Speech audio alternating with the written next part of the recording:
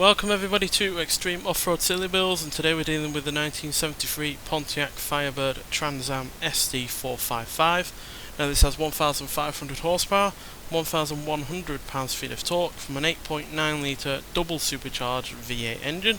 The car itself now weighs 3,259 pounds, has off-road tyres, all-wheel drive and off-road suspension, and it can now do 0 to 60 in 2.210 seconds, 0 to 104.656 seconds, and go to a top speed of 221 miles an hour.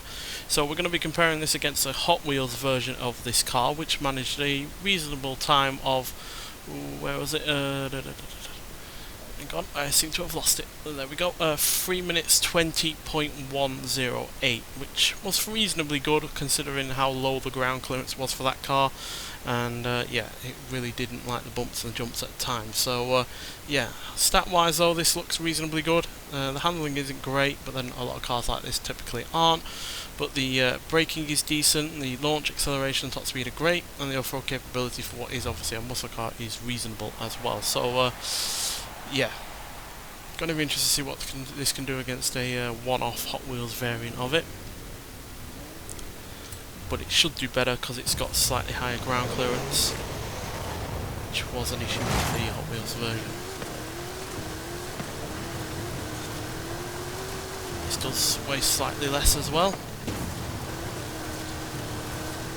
and we share the same amount of power and torque as we had in that car as well. So all being said, with the high ground clearance and the slight reduction in weight, this should be better. But like with that Hot Wheels version, this did not have all-wheel drive standard, so that's something else it's got to deal with. And yeah, another thing this has to deal with that the Hot Wheels car didn't have to deal with is that this has a lot more in the way of power. Hot Wheels version was upgraded to have a lot of power already, whereas this, only had about around 370 originally. So although it's a decent amount, it's more than 1,000 horsepower less than what it has now, so that is a big uptick in horsepower.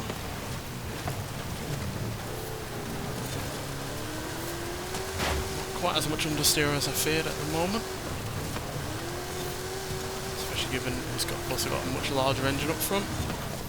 Never mind the all-wheel drive system, that's a huge amount of flight time there.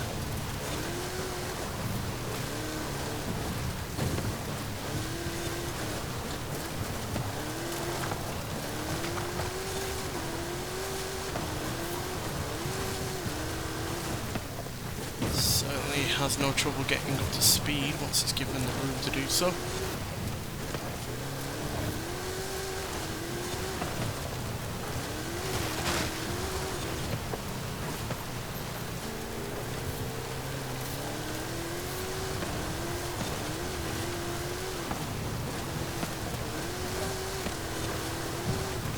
With all of that torque, it easily powers out of any corners you throw it into.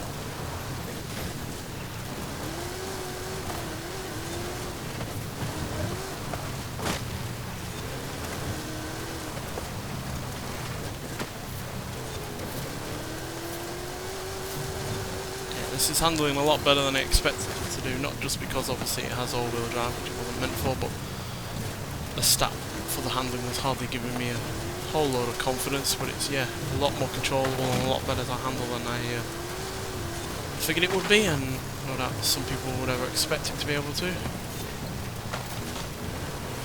A little bit squirrely there.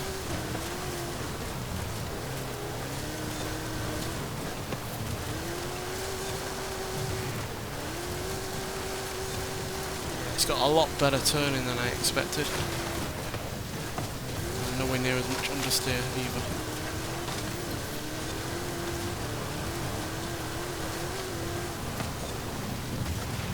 Although the sudden amount of power that sometimes it gets is somewhat overwhelming the handling aspects.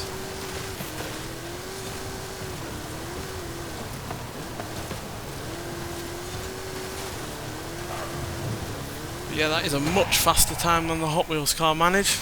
No doubt because of the lack of weight in comparison and the increase in ride height. So yeah, 3 minutes 15.053 seconds puts us more than 5 seconds ahead of the Hot Wheels car, which, like I said, managed 3 minutes 20.108.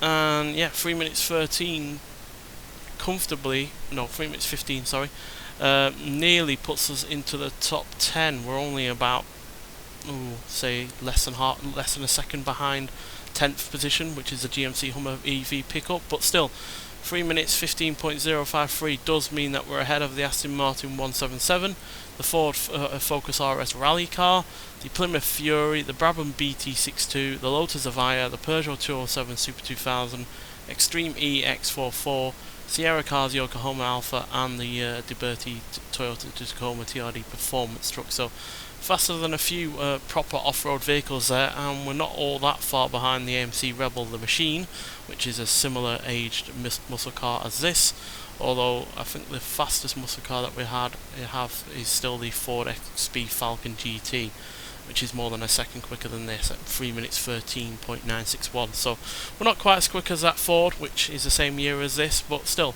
that is a really good time, especially for a muscle car, which, as you can see, there's not that many of them in the top 20. This is only the third one to get into the top 20 so far. So yeah, that's really impressive, and yeah, it's remarkably different compared to the Hot Wheels vehicle. Like I said, because it weighs slightly less, it's about 60 or so, 65 pounds less, if my maths is right, and yeah, also it's got better ride height as well. So combine that lack of weight and the increase in ride height, and this is a much better car to drive off-road. So yeah, there we go. Nonetheless, though, thank you for watching, and I'll see you in the next one. Bye.